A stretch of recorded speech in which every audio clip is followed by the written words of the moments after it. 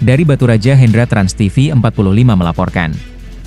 Jumat 21 November 2025. Gerak cepat Kepolisian Resor Ogan Komering Ulu berhasil mengungkap dan mengamankan pelaku pembunuhan keji terhadap seorang guru pegawai pemerintah dengan perjanjian kerja, PPPK, di SMPN 46 Oku. Korban, Saidatul Fitriah, 27, ditemukan tewas mengenaskan di kamar kontrakannya di Desa Sukapindah, Kecamatan Kedaton Peninjauan Raya, pada Rabu, 19 November 2025, sekitar pukul 17.30 waktu Indonesia Barat. Pelaku diamankan berkat pendekatan humanis. Tim gabungan Polres Oku berhasil mengamankan tersangka, Riko Irawan, 29, pada Jumat dini hari, 21 November 2025. Penangkapan ini merupakan hasil dari upaya pendekatan persuasif dan humanis yang dilakukan oleh kepolisian, sehingga pelaku diserahkan langsung oleh pihak keluarga dan Kepala Desa Sukapindah.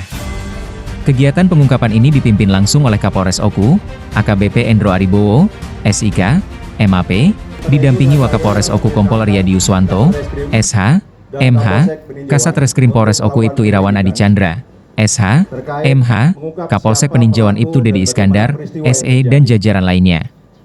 Kapolres AKBP Endro Aribowo menjelaskan bahwa kasus ini berawal dari upaya pencurian yang dilakukan tersangka. Tersangka Riko Irawan sempat bersembunyi di kontrakan korban melalui plafon setelah panik karena korban mencurigai adanya suara dari bedeng kosong di dekat lokasi. Pada Rabu 19 November 2025 sekitar pukul 13 WIB, korban yang baru pulang dari sekolah mendapati tersangka sudah berada di dalam rumahnya. Korban yang kaget dan berteriak meminta tolong, langsung dibekap mulutnya, didorong ke kasur, serta diikat tangan dan kakinya menggunakan dasi dan jilbab hingga korban meninggal dunia. Setelah memastikan korban tewas, tersangka mengambil handphone milik korban dan melarikan diri ke rumah keluarganya di Kabupaten Ogan Ilir. Kapolres menyampaikan apresiasi atas kerja sama semua pihak. Kami berterima kasih atas kerja sama pihak keluarga dan perangkat desa sehingga proses penangkapan dapat berjalan cepat dan tanpa perlawanan, ujar AKBP Endro Aribowo.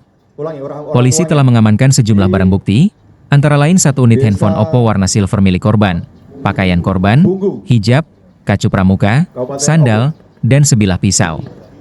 Tersangka Riko Irawan akan dijerat dengan pasal berlapis, yaitu Pasal 340 KUHP tentang pembunuhan berencana, Pasal 338 KUHP tentang pembunuhan, Pasal 351 ayat 3 KUHP tentang penganiayaan yang menyebabkan kematian, Pasal 365 ayat 3 KUHP tentang pencurian dengan kekerasan yang menyebabkan kematian.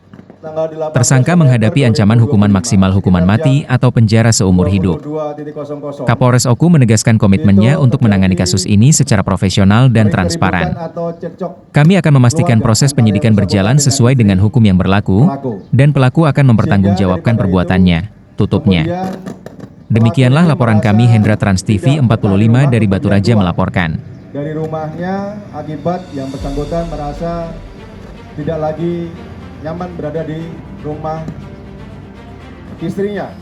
Sebenarnya rumah tersebut adalah rumah daripada mertua yang pelakunya ini.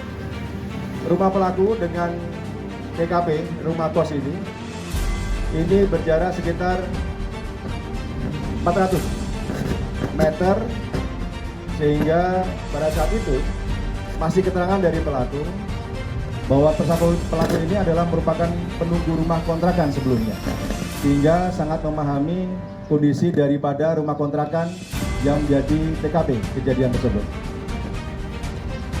Karena malam itu yang bersangkutan tidak ingin pulang, sehingga yang bersangkutan mencari rumah untuk istirahat malam hari itu.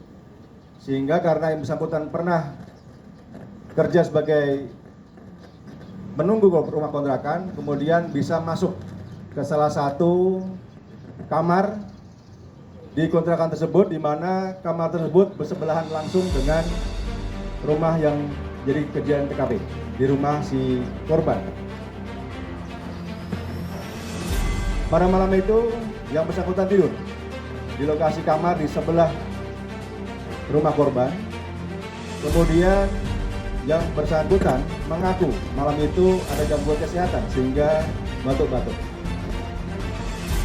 Kemudian besok harinya, pagi hari, masih menurut pengakuan pelaku, ada orang yang disuruh ataupun orang yang datang ke rumah kosan untuk memeriksa kondisi kamar-kamar daripada rumah kosan yang jumlahnya ada 4 pintu.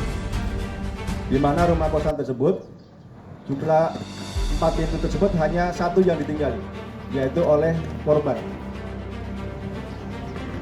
Kemudian, karena ada orang datang memeriksa kondisi kamar-kamar tersebut, pengakuan pelaku kemudian dia masuk ke plafon, melewati lubang yang ada di kamar yang dia tinggali tadi malam untuk menghindar dari pemeriksaan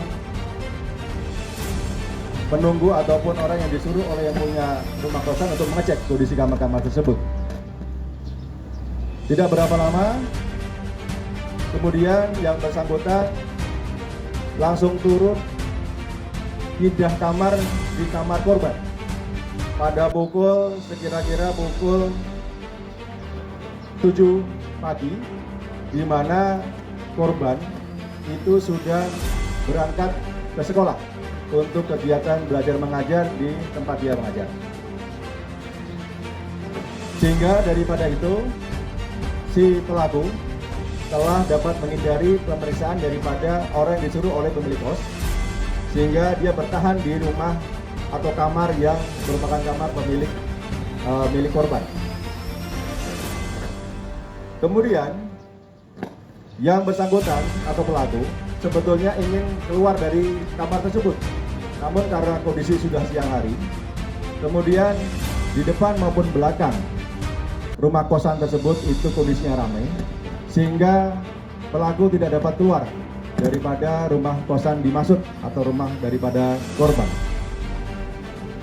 Tidak singkatnya, sekitar jam 13.00 waktu Indonesia Barat, korban itu pulang dari tempat mengajarnya, pulang ke rumah kosnya. Kemudian masuk ke dalam kamar dengan membuka pintu di bagian depan dengan kuncinya. Kemudian masuk ke dalam ruangan kamar yang milik korban. Pada saat masuk ke dalam, korban melihat pelaku ada di bagian belakang daripada rumah, sehingga secara spontan korban kemudian berteriak-teriak, "Maling, maling, tolong, tolong." Akibat teriakan tersebut, kemudian pelaku serta-merta membungkam mulut daripada korban serta mendorong ke kasur yang tidak jauh daripada tempat berdirinya korban. Pada saat itu terjadi perlawanan daripada korban, sehingga pelaku juga mengalami beberapa luka cakar di bagian leher daripada pelaku. Pada saat roboh di bagian kasur kamar milik korban, kemudian karena masih ada perlawanan, pelaku kemudian mengikat kedua tangannya di bagian depan dengan menggunakan dasi milik korban, serta mengikat kaki korban dengan menggunakan jilbab yang digunakan oleh korban. Dalam waktu sekira antara jam 13 sampai jam 15.00 sore hari, atau sekitar 3 jam berada di kamar itu, korban kemudian keluar, meninggalkan daripada korban.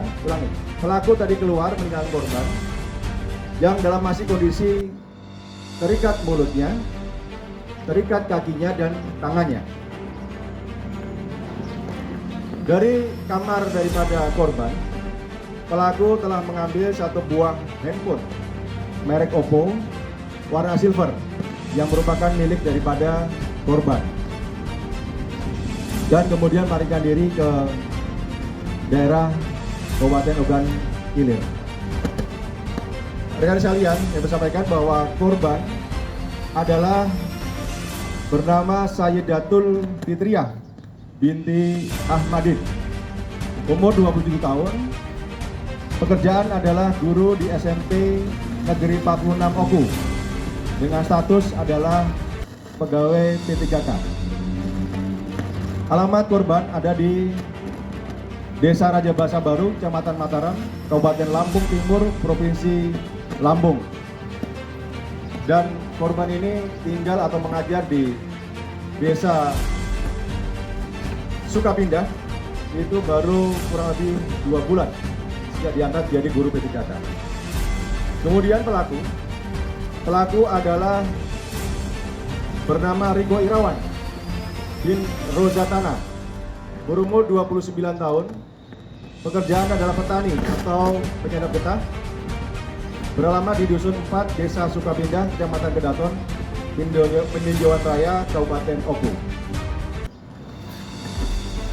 Dari hasil yang telah dilakukan kegiatan penyidikan sampai diamankan oleh tim gabungan Polres Oku dan Polsek Peninjauan, telah diamankan beberapa barang bukti seperti tadi yang sudah ditampilkan, yaitu 1 unit handphone merek Oppo warna silver, kemudian 1 helai baju warna putih, 1 helai celana warna hitam, kemudian 1 pasang sendal warna hitam, 1 helai kacu pramuka warna merah putih, 1 helai hijab warna hitam, dan 1 bilah senjata tajam jenis pisau bergagang plastik warna pink.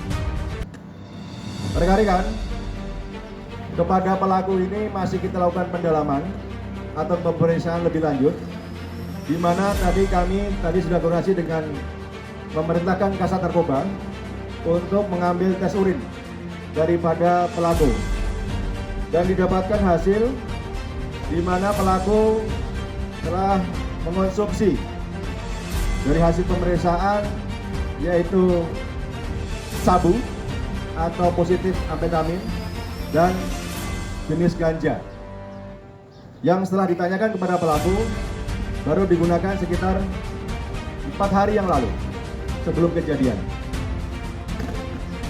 Kemudian untuk motif daripada pelaku, karena ini masih kita dalami terus, kita belum bisa menyampaikan kepada rekan-rekan sekalian, di mana masih hasil pengakuan daripada pelaku ini masih harus kita butuhkan cross check dengan beberapa saksi ataupun alat bukti maupun barang bukti yang ada di TKP, sehingga kami minta waktu untuk bisa mendalami lebih lanjut.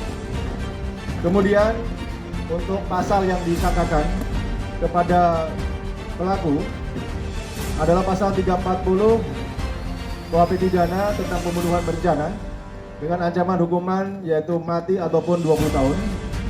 Kemudian pasal 338 KUHP pidana tentang pembunuhan dengan ancaman hukuman selama-lamanya adalah 15 tahun.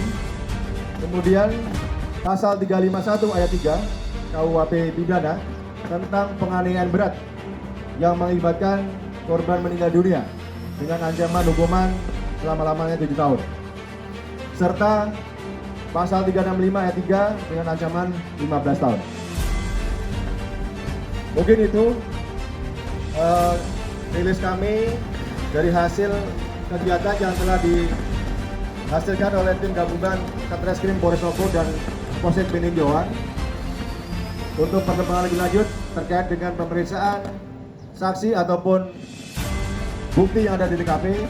Nanti tentunya akan menjadi keterangan pelengkap daripada kasus ini, sehingga akan terungkap secara jelas motif pelaku melakukan kegiatan tersebut. Mungkin demikian yang dapat saya sampaikan. Terima kasih. Saya akhiri. Assalamualaikum warahmatullahi wabarakatuh.